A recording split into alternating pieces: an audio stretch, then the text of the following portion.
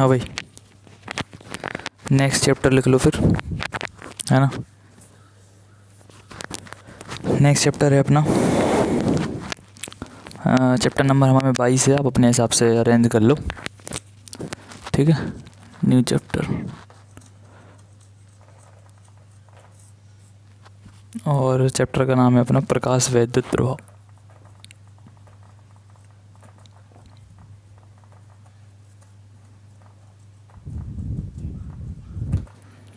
ठीक है, द्रव्य तरंग है,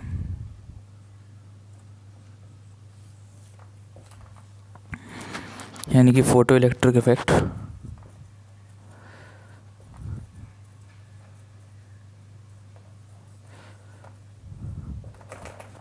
और matter waves.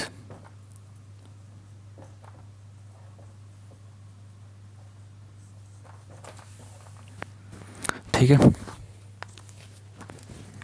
Photo electric effect और मैटर वेव्स।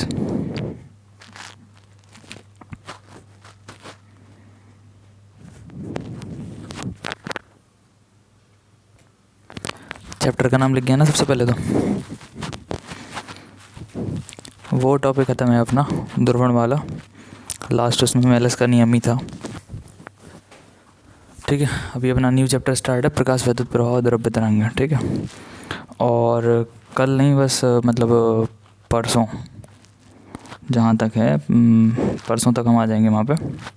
फिर आपकी क्लास मतलब वहीं लेंगे, फिर जिस हिसाब से होगी पूरा जितना भी पुराना है पहले तो उसका रिवीजन करवा देंगे एक बार। ठीक है, अच्छा तो देखो क्या लिखा है, प्रकाश वैद्युत प्रभाव द्रव्य तरंग है। ये छोड़ो, आप इसको समझो, फोटो इलेक्ट्रिक इफेक्ट ये क्या है। देखो यार, कोई भी अगर एक वायर है अपना, ठीक है, कॉपर का हो, एल्यूमिनियम का हो या किसी भी हो, मतलब कंडक्टर होना चाहिए। कंडक्टर मतलब क्या होते हैं, चालक, जिनमें धारा का प्रवाह काफ़ी तेज़ी से होता है। ठीक है, क्यों होता है चालकों में धारा का प्रवाह तेज़ी से क्यों होता है, क्योंकि उनमें क्या होते हैं, मुक्त इलेक्ट्रॉन। अरे पूरी इतनी जो चुंबकीय या विद्युत अपनी जो भी बनी है वो सब वही किसके कारण है भाई, इसी के कारण, इलेक्ट्रॉन के कारण है ना, फ्री इलेक्ट्रॉन्स।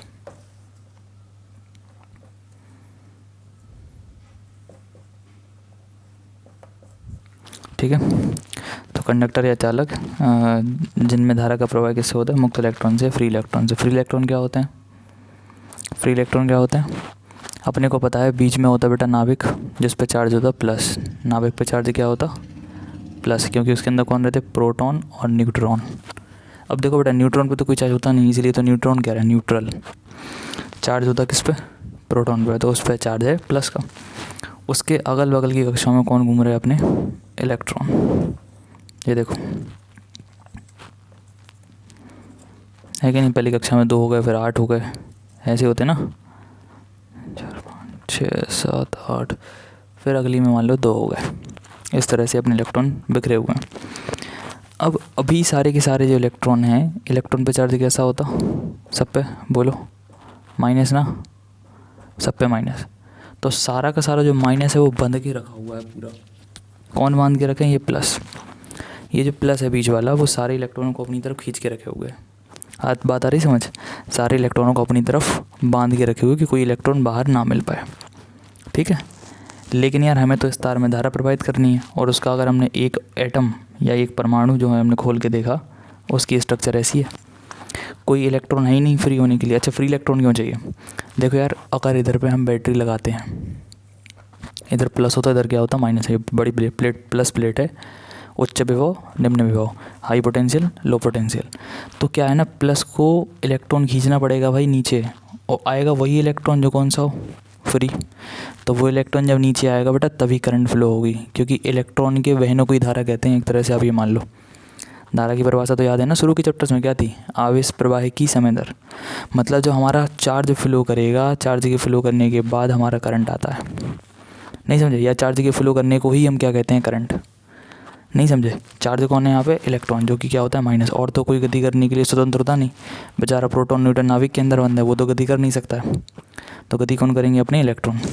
तो इलेक्ट्रॉन जब नीचे आएंगे तभी करंट ऊपर जाएगी। तो हमें चाहिए फ्री इलेक्ट्रॉन्स, मुक्त इलेक्ट्रॉन चाहिए।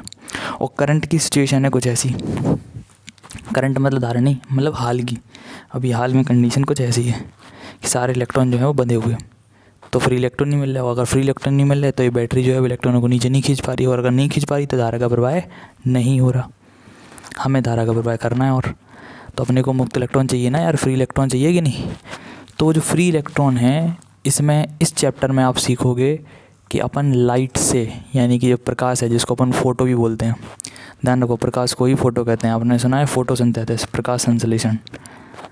फोटो का मतलब प्रकाश, ठीक है। इसलिए हमने कहा था प्रकाश छोटे छोटे कणों से मिलकर बना होता है, इन्हें कहते हैं फोटोन, ऊर्जा के छोटे छोटे पैकेट्स या बंडल, है ना। तो प्रकाश से किस तरह से हम इलेक्ट्रॉन को जनरेट करेंगे, मुक्त इलेक्ट्रॉनों को, समझे, प्रकाश की सहायता से। और फिर उनके कारण क्या होगा? धारा का प्रवाह, यानी कि करंट का फ्लो होगा, यानी विद्युत का प्रवाह होगा, इलेक्ट्रिसिटी फ्लो करेगी। समझ रहे बात को? तो कैसे करंट फ्लो करें? देखो, इन इलेक्ट्रॉनों को भाई अंदर की तरफ अपना नाभिक खींच के रखे हैं। क्यों? अबे हर प्लस वाला जो है वो माइनस को अपनी तरफ खींच के रखता है, समझे, सबके सब अंदर की तरफ बंधे हुए हैं। लेकिन अगर बाहर से कोई लाइट आई, समझे, बाहर से क्या आई? लाइट। और हमने बताया कि लाइट में तुम्हारे छोटे छोटे से पार्टिकल्स होते हैं जिन्हें क्या कहते हैं अपन लोग? फोटोन। और बेटा एक फोटोन पे या एक एनर्जी का जो छोटा सा पैकेट या बंडल है ना, उसके पास एनर्जी इतनी होती है, कई बार बता चुके हैं हम आपको, E बराबर एच न्यू। E बराबर कितनी होती? H new. ये एक छोटे से पेटल, जो अपनी प्रकाश किरण आ रही है ना, उसमें कई सारे पार्टिकल हैं जो एक साथ ऊपर जाते हैं, एक साथ नीचे जाते हैं, कंपन करते हुए आगे बढ़ते हैं ना यार, वो वही चीज़। तो उनमें से एक फोटोन की एनर्जी इतनी होती है, कितनी होती है? E बराबर एच न्यू। तो मान लो बाहर से कोई प्रकाश किरण आई और उसने इधर सतह से टकराकर इस इलेक्ट्रॉन को कुछ अपनी एनर्जी दे दी, इलेक्ट्रॉन ने वो एनर्जी ग्रहण कर ली थी, याद है ना, द्वितीयक स्रोत, एनर्जी को ऑब्जर्व कर लेते फिर बाद में एमिट करते, वैसा कुछ। तो उस इलेक्ट्रॉन ने इनकी एनर्जी को, फोटोन की एनर्जी को ग्रहण कर लिया। अब इलेक्ट्रॉन पे एनर्जी बढ़ गई, और अगर एनर्जी इनकी बढ़ गई तब फिर ये क्लास मॉनिटर की बात क्यों सुनेगा? बात समझ रहे हो ना भाई?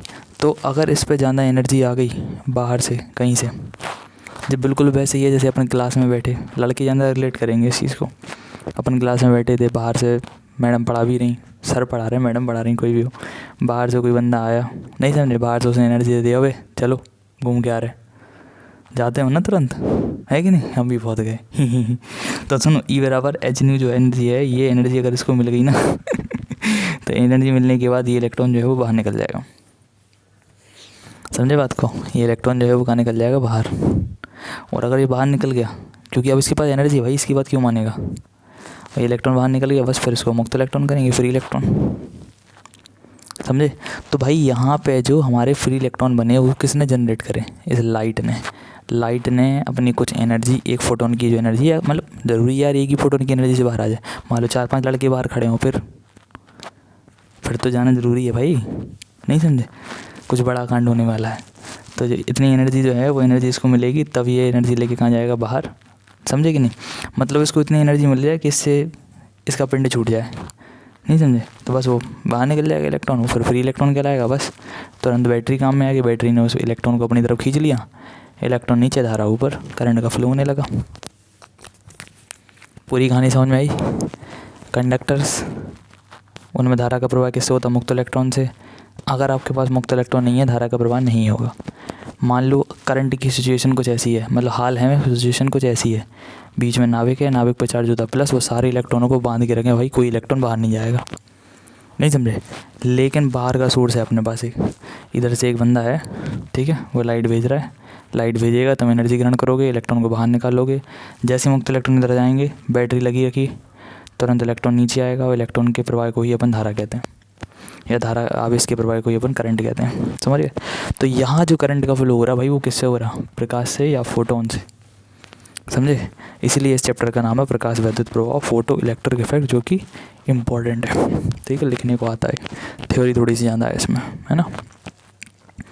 अब ये नहीं होता कि मान लो तुम अपने सामने घर जाके आ जाइए, तुरंत एक सामने प्लेट रख ली, ऊपर से लाइट वाइट चली जा रही, इलेक्ट्रॉन निकलता दिखना चाहिए हमें, घर अगले दिन आके हमसे लड़ने लगो, खाए इलेक्ट्रॉन तो निकल ही नहीं रह जाए हमें, कहा है फिर?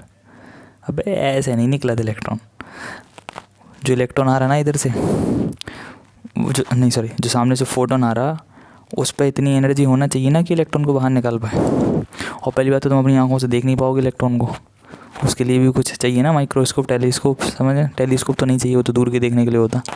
माइक्रोस्कोप वगैरह को चाहिए ना, जिससे तुम देख पाओगे इलेक्ट्रॉन्स वगैरह को, और वो भी हाईली मतलब इफेक्टिव।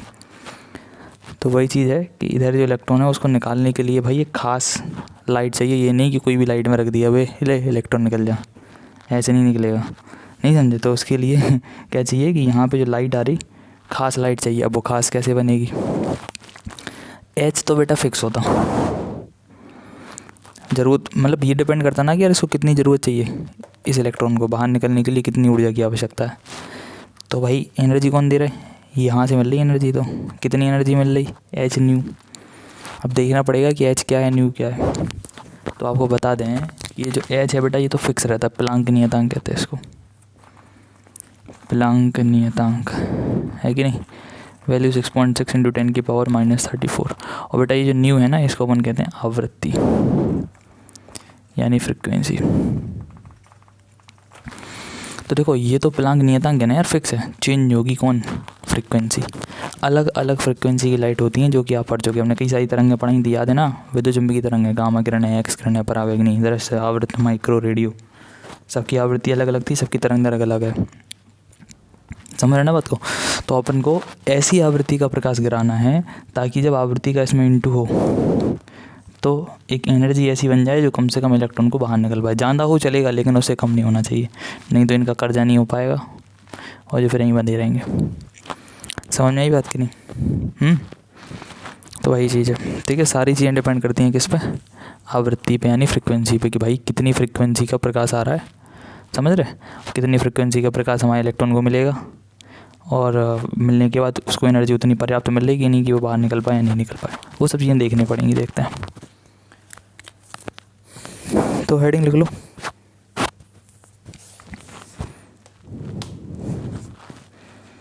सबसे पहले तो एक छोटी सी हेडिंग लिखो जो अपने मतलब इस टॉपिक का मतलब नहीं है लेकिन लिखने को आता है कभी कभी, केमिस्ट्री में भी है वैसे। लिखो प्रकाश की द्वैत प्रकृति। प्रकाश की द्वैत प्रकृति, द्वैत प्रकृति,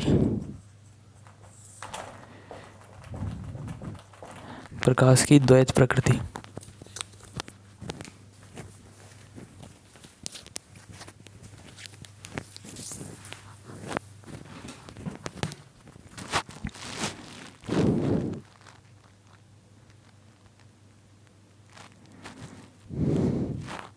द्वैत लिख लिया ना, लिखा है बोर्ड पे।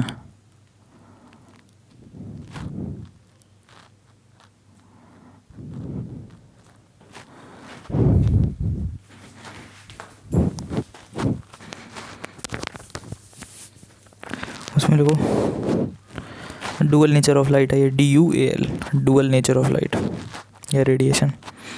लिखो पॉइंट वाइज लिख लो। पहला पॉइंट लिखो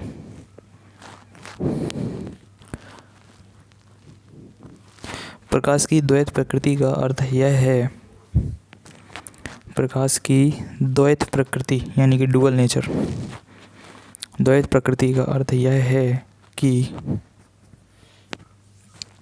द्वैत प्रकृति का अर्थ यह है कि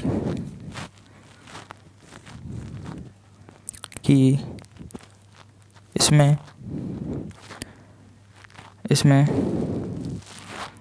तरंग प्रकृति और कण प्रकृति, तरंग प्रकृति यानी वेव नेचर, तरंग प्रकृति एवं कण प्रकृति दोनों ही होते हैं।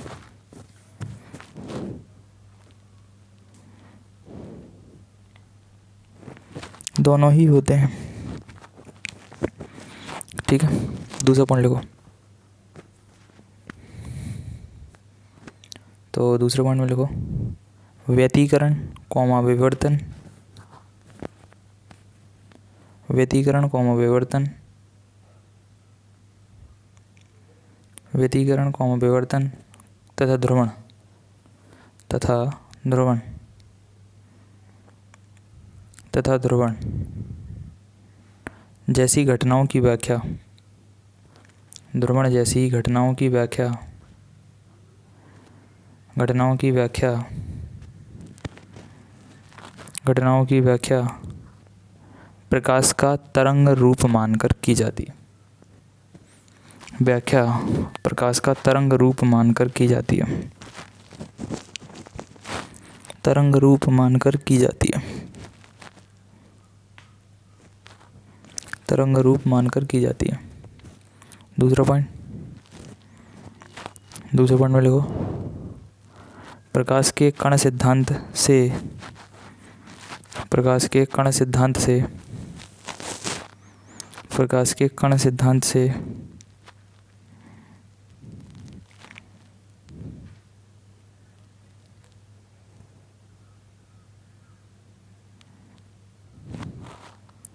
दूसरे पॉइंट में लिख रहे हैं, प्रकाश के कण सिद्धांत से प्रकाश वैद्युत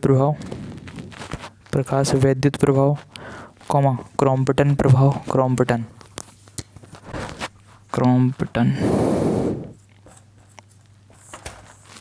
ये एक इफेक्ट होता है। देखो क्रॉम्पटन प्रभाव अपने में है नहीं अभी, क्रॉम्पटन इफेक्ट, और पहला है प्रकाश वैद्युत प्रभाव, क्रॉम्पटन प्रभाव की व्याख्या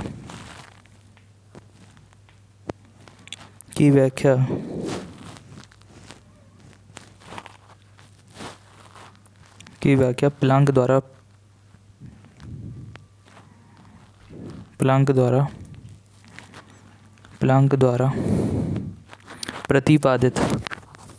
द्वारा प्रतिपादित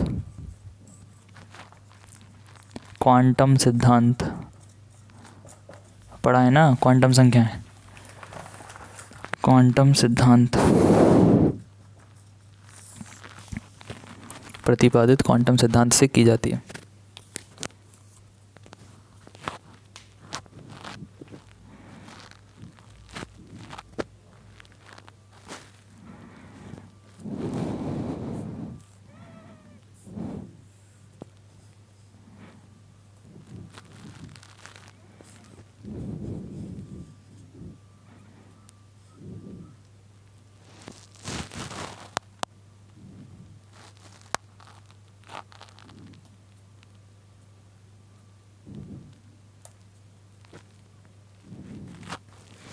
हो गया,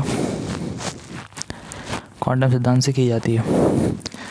नीचे लिख लो, इसे ही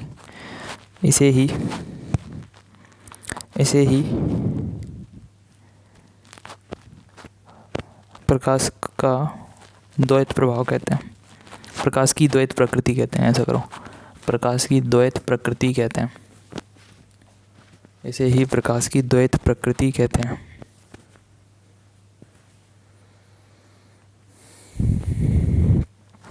इसे ही प्रकाश की द्वैत प्रकृति कहते हैं। इसे ही प्रकाश की द्वैत प्रकृति कहते हैं।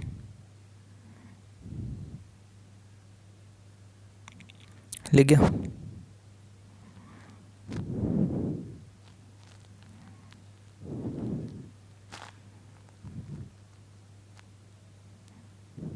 हाँ भाई, हो गया ना ये? इसे ही प्रकाश की द्वैत प्रकृति कहते हैं। तो भाई देखो, द्वैत प्रभाव क्या है? द्वैत का मतलब होता है डुअल नेचर, है ना। दो मतलब प्रकाश जो है, कई सारे प्रकाश के गुण होते हैं। जैसे आपने कई सारे पढ़े, आपने परावर्तन पढ़ा, है ना, आपने अपवर्तन पढ़ा, व्यतिकरण पढ़ा। व्यतिकरण याद है ना, दो तरंगों का आपस में अध्यारोपित होकर नई तरंग का निर्माण करना, ठीक है। व्यतिकरण के बाद फिर विवर्तन पढ़ा। इसमें एक ही प्रकाशकरण होती थी, लेकिन जब वो किसी सूक्ष्म छिद्र से गुजरेगी तो थोड़ा सा फैल जाती थी, है ना, उसे विवर्तन कहते हैं। परावर्तन, अपवर्तन, व्यतिकरण, विवर्तन, तो ये सारे जो नेचर है ना, वो ऐसा लगता है कि प्रकाश एक किरण की तरह गति कर रही है, एक लाइन की तरह गति कर रही है। उसमें पार्टिकल नहीं बोलते अपन कि इस लाइन में कई सारे पार्टिकल हैं, ऐसा कुछ। लेकिन कई सारे ऐसे प्रकाश के गुण हैं, जैसे कि प्रकाश वैद्युत प्रभाव जो पढ़ रहा है, या क्रॉम्पटन प्रभाव। ये सारे इफेक्ट में ऐसा माना गया है कि जो प्रकाश किरण है ना, उसमें कई सारे छोटे छोटे से पार्टिकल्स हैं, कण हैं। उन कणों को अपन बोलते हैं बेटा फोटोन। समझ रहे ना बात को? तो ये जो सारे के सारे मतलब जो नियम है प्रकाश वैद्युत प्रभाव की थ्योरी है, या फिर क्रॉम्पटन थ्योरी है, ये सब माने जाएंगे प्रकाश की कण थ्योरी के हिसाब से। उन्हीं के हिसाब से इनको एक्सप्लेन किया जाएगा। समझ गया ना? तो ये तो दोहरा व्यवहार हो गया ना यार, दो तरह से। नहीं समझे? किसी किसी में आप मान रहे प्रकाश एक किरण की तरह है, किसी में मान रहे कि प्रकाश में छोटे छोटे पार्टिकल्स होते हैं। तो ये जो डबल नेचर है ना, उसी को कहते हैं प्रकाश की द्वैत प्रकृति। समझ में आ गई बात, इसमें कुछ खास है नहीं। ठीक है, तो अब हेडिंग लिख लो जरा, प्रकाश वैद्युत प्रभाव। प्रकाश वैद्युत प्रभाव लिखी तो है, प्रकाश वैद्युत प्रभाव ये लिखा है। फोटो इलेक्ट्रिक इफेक्ट भी लिख लेना जरा इंग्लिश में।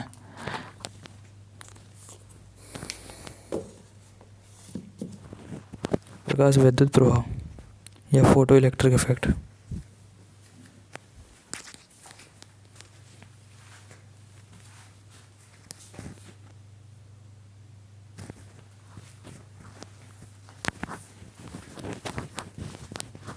हो गया, लिखो। सन 1887 में 1887 में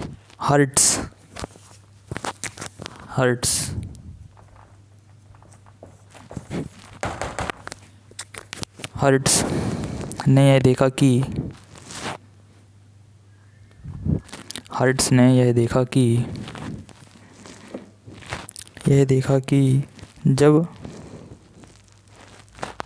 जब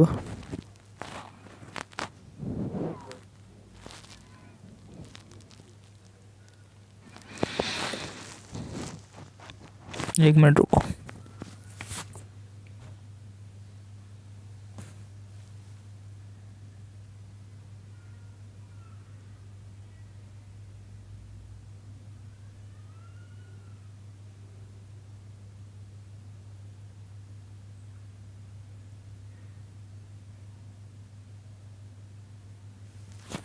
ठीक है, हर्ट्ज ने यह देखा कि विद्युत विसर्जन नलिका,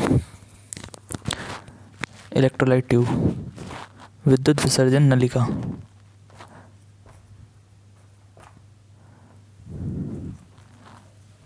विद्युत विसर्जन नलिका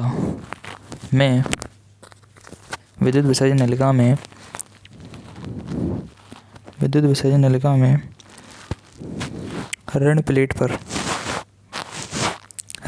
पर मतलब माइनस प्लेट पर, ऋण प्लेट पर जब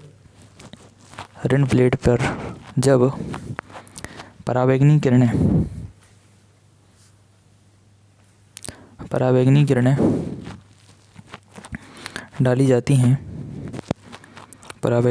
डाली जाती हैं तो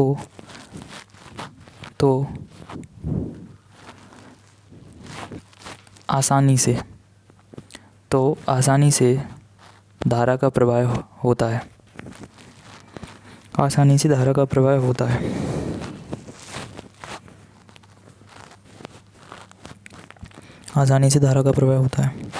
और जब परावैंगनी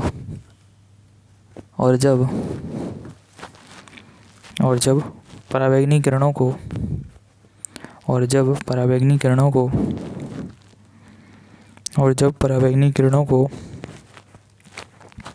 ऋण प्लेट पर डालना बंद कर देते हैं,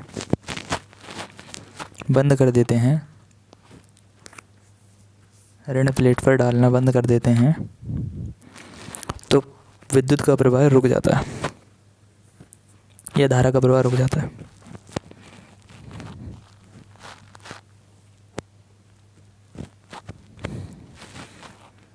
परंतु उस समय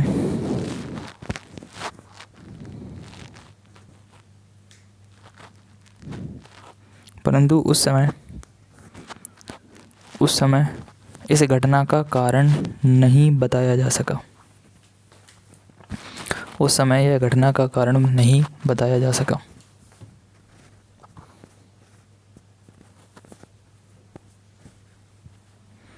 उस घटना का कारण नहीं बताया जा सका।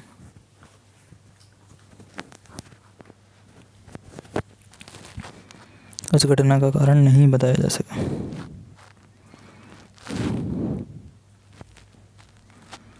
ठीक है, लाइन चेंज करके लिखो। सन 1898 1898 सन 1898 1898 सन 1898 में जे.जे. थॉमसन 1898 में जे.जे. थॉमसन ने यह सिद्ध किया कि जे.जे. थॉमसन ने यह सिद्ध किया कि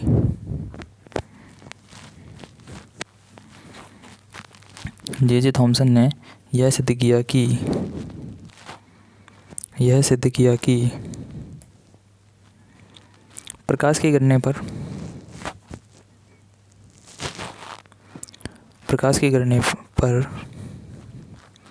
धातु की प्लेट से प्रकाश के गिरने पर धातु की प्लेट से इलेक्ट्रॉन निकलते हैं।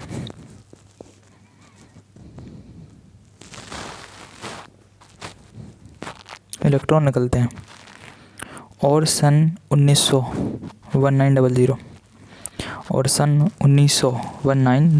बस 1900 में लेनार्ड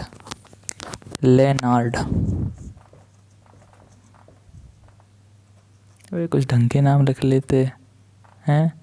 रिंकिया के पापा कछू तो रख लेते भाई, लेनार्ड का है। देखो, लेनार्ड ने यह बताया कि जब ऋण प्लेट पर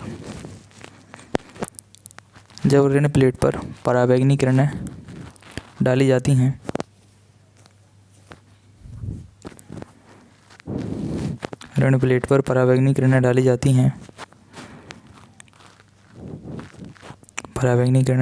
हैं तो उससे निकले इलेक्ट्रॉन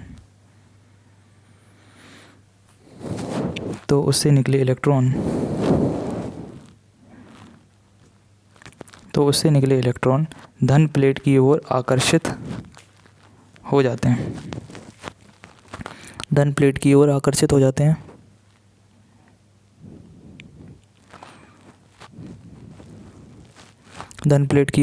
हो जाते हैं और विद्युत परिपथ पूरा हो जाता है।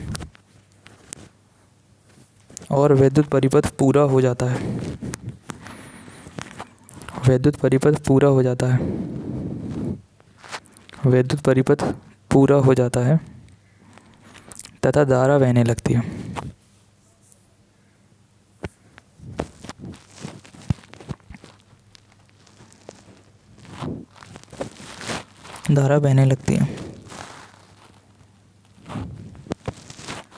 लाइन चेंज करो, इन्वर्टेड कॉमा के अंदर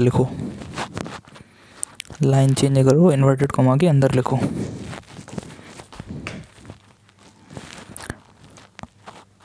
प्रकाश किरणों के प्रभाव से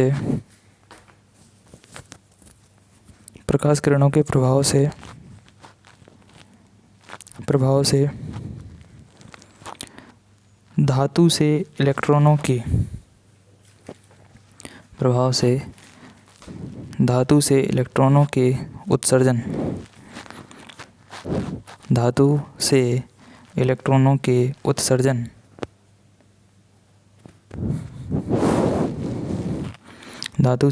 के उत्सर्जन की घटना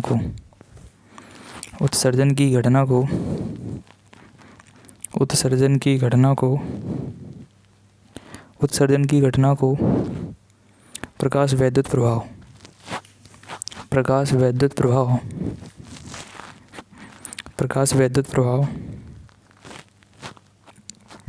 प्रकाश वैद्युत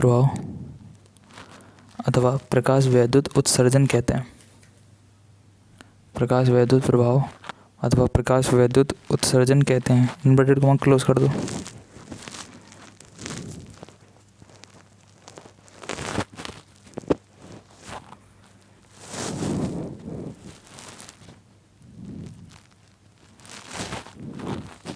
नोट को क्लोज करो, नीचे लिखो फिर से ब्लू पेन से।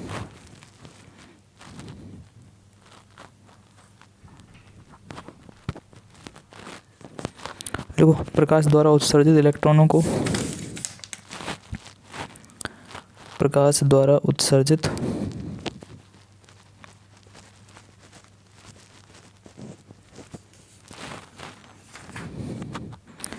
प्रकाश द्वारा उत्सर्जित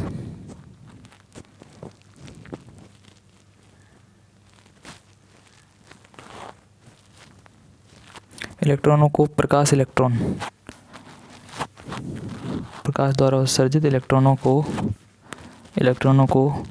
प्रकाश इलेक्ट्रॉन, फोटो इलेक्ट्रॉन भी बोलते हैं, मैंने बताया ना प्रकाश को फोटो कहा जाता है।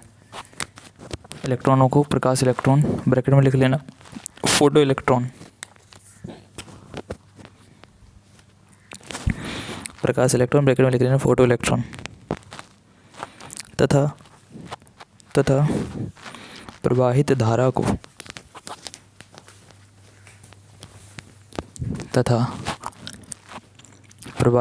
को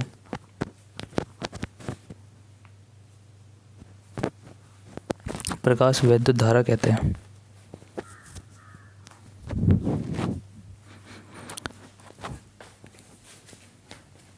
प्रवाहित धारा को प्रकाश वैद्युत धारा कहते हैं।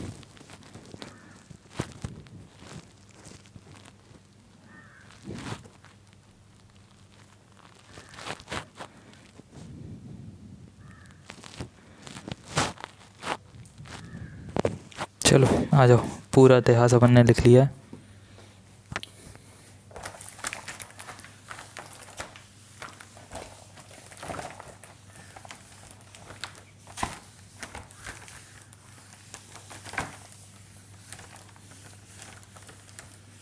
तो बस क्या है, चीज़ें वही हैं। क्या है चीज़ें कि शुरू में जब कोई थ्योरी आती है तो कारण पता नहीं होता कि चीज़ें हो कहाँ से रही हैं, घंटे पता नहीं क्या हो रहा, नहीं समझे।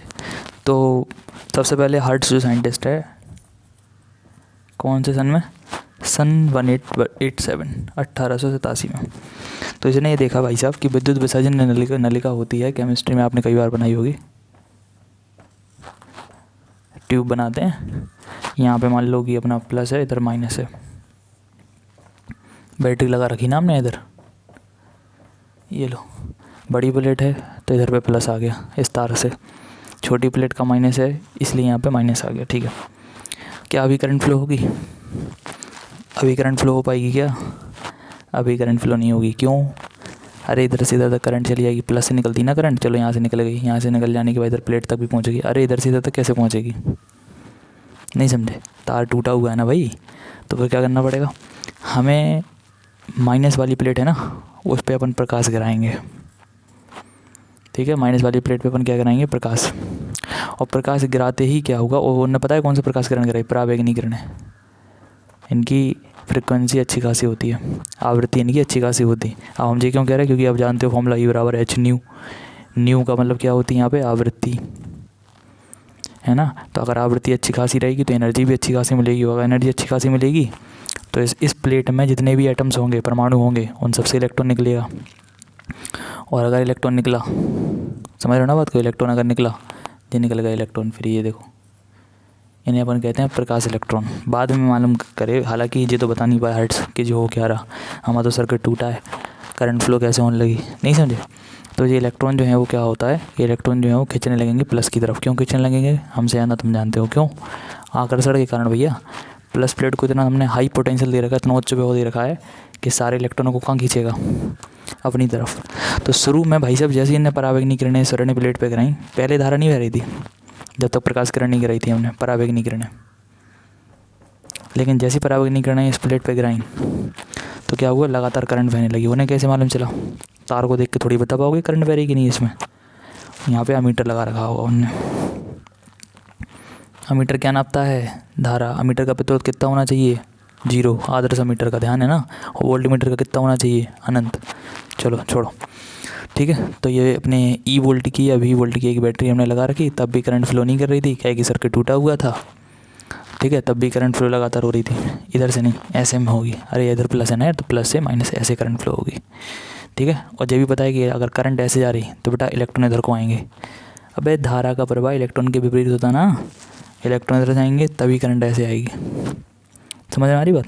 तो वही चीज़ है, ठीक है। तो यहाँ पे प्रकाश किरणें गिरी, पराबैंगनी किरण है, और पराबैंगनी किरणें गिरने के बाद इलेक्ट्रॉन जो है वो सामने निकल आए सरफेस पे। जैसे मान लो ये प्लेट है अपनी, तो प्लेट पे जैसे ऊपर से प्रकाश किरणें गिरी तो इसके इधर इधर इलेक्ट्रॉन इकट्ठे हो गए, कई सारे इलेक्ट्रॉन बाहर को आ गए। जैसे इलेक्ट्रॉन बाहर आ गए फ्री हो गए, तुरंत प्लस वाले ने कि चलो अपनी तरफ, तो इस तरफ इलेक्ट्रॉन बहने लगे। समझ रहे ना बात को।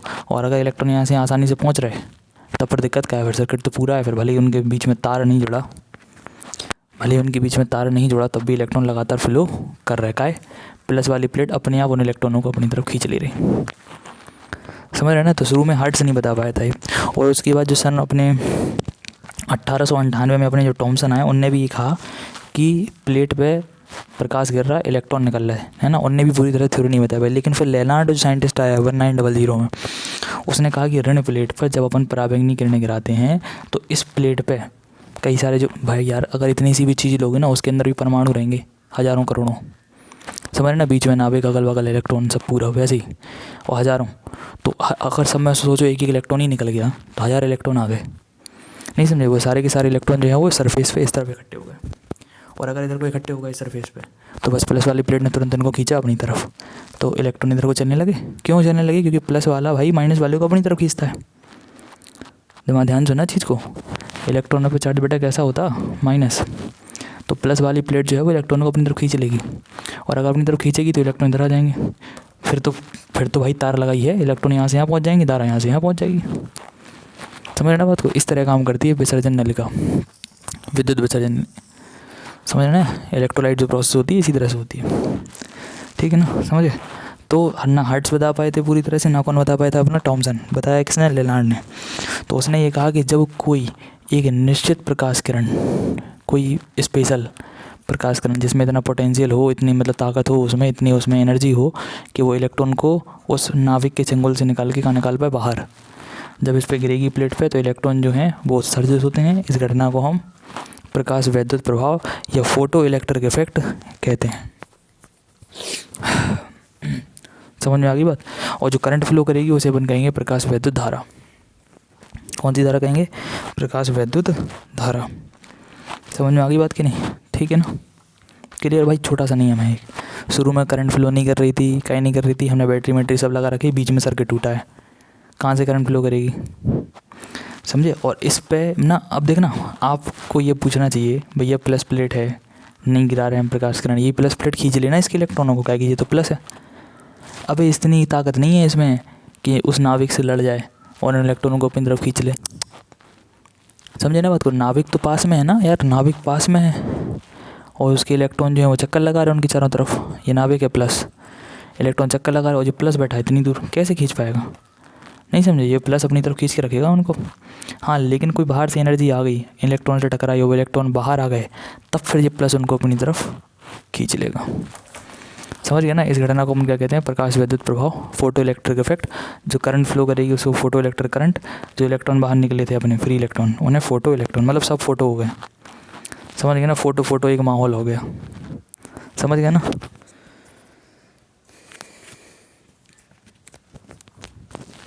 अच्छा, नीचे नोट लगाओ, एक NOT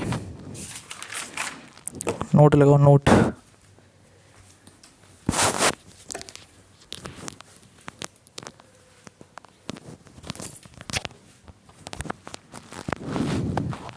नोट में लिखो प्रकाश वैद्युत प्रभाव। प्रकाश वैद्युत प्रभाव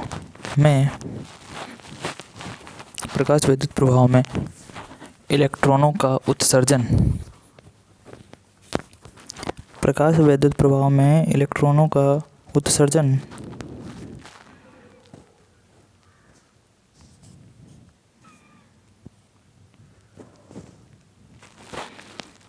प्रकाश इलेक्ट्रॉनों का उत्सर्जन, कॉमा लगाओ। उत्सर्जन का मतलब एमिशन, जो इलेक्ट्रॉन निकल रहा है ना अपना फोटो इलेक्ट्रॉन, वो तो उनका जो उत्सर्जन है, कॉमा लगाओ, प्रकाश की तीव्रता पर निर्भर नहीं करता। प्रकाश की तीव्रता पर निर्भर नहीं करता।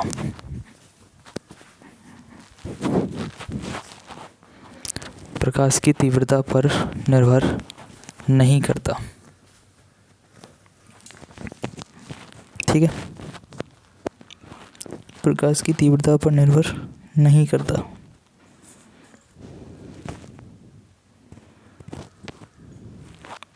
बल्कि या जबकि आपतित प्रकाश की आवृत्ति, जबकि आपतित प्रकाश की, आपतित मतलब आने वाला प्रकाश, इंसिडेंट रे, आपतित प्रकाश की आवृत्ति और तरंग दैर्घ्य पर निर्भर करता है। आपतित प्रकाश की आवृत्ति और तरंग दैर्घ्य पर निर्भर करता है।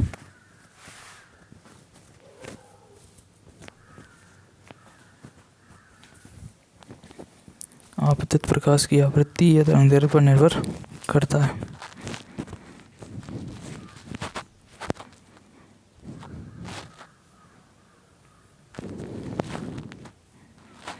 हो गया।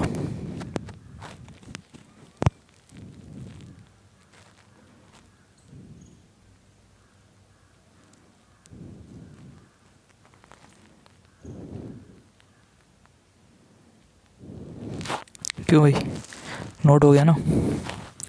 तो हम ये कह रहे हैं कि जो प्रकाश विद्युत प्रभाव है ना, इंटेंसिटी फ़र्क नहीं पड़ता। जैसे देखो, आपको एग्जांपल दें, शेर की बात कर लो और चीते की बात कर लो, ठीक है। रेस में अगर दौड़ाया जाए, रनिंग करना है, खाना नहीं है एक दूसरे को, अगर रेस में दौड़ाया जाए, कौन तेज़ दौड़ेगा, मतलब कौन जीतेगा? चीता जीतेगा। पता है क्यों? जितनी देर में ये शेर इधर से इधर पहुंचा ना, उतनी देर में चीते की 2 छलांगे हो जाएंगी। समझ रहे? भले ही शेर जो है उसकी इंटेंसिटी ज़्यादा है, पावर ज़्यादा है उसमें, समझ रहे ना बात को, लेकिन जो फ्रीक्वेंसी है, चलने की जो क्षमता है, नहीं समझ, फ्रीक्वेंसी क्या होती है? चक्करों की संख्या 1 सेकंड में लगाएगा। तो ये मान लो 1 सेकंड में 1 ही चक्कर लगा रहा है, और जी कितने कंप्लीट कर रहा है? देखो 2। बात आ रही समझ में हमें, है कि नहीं? तो उसकी फ्रीक्वेंसी ज़्यादा है, इसलिए उसमें काम करने की क्षमता अधिक है उसकी तुलना में। समझ गए ना बात को? तो कितनी इंटेंसिटी है तुम्हें, उससे फ़र्क नहीं पड़ता। प्रकाश किरण जो आ रही, कितनी तीव्रता से आ रही, उस पर फ़र्क नहीं पड़ेगा, इंटेंसिटी पे फ़र्क पड़ेगा। किससे? आवृत्ति से और तरंग दैर्घ्य से। तरंग दैर्घ्य पता है ना, यहाँ पे तय की दूरी। अब भाई जाहिर सी बात है, यहाँ से यहाँ तो जो ज़्यादा दूरी तय करेगा, ज़्यादा छलांग लगाएगा, वही जीतेगा। और आवृत्ति का मतलब लगाएगा चक्करों की संख्या, या तो तुम चक्कर ज़्यादा लगाओ, नहीं समझे, 1 चक्कर 2 चक्कर, जब तक एक ही लगा पाए और तभी जीत पाओगे। समझ गए? तो ध्यान रखो, आवृत्ति कैसी होना चाहिए? ज़्यादा। तरंग दैर्घ्य कैसी होना चाहिए? ज़्यादा। मतलब तुम ज़्यादा दूरी तय करो, चक्कर भी कैसे लगाओ ज़्यादा, तब तुम जीतोगे। समझ गए ना बात को? तो प्रकाश विद्युत प्रभाव में जो प्रकाश आ रहा है उसकी आवृत्ति ज़्यादा, ठीक है, और जो तरंग दैर्घ्य है वो कैसी होना चाहिए? चलो कल बात करते हैं इस पर। अभी इस पर पूरी तरह से बोलना उचित नहीं होगा, अभी जब पूरा कंसेप्ट पढ़ेंगे तभी बात करेंगे, ठीक है? ठीक है, अभी रहने दो इतनी।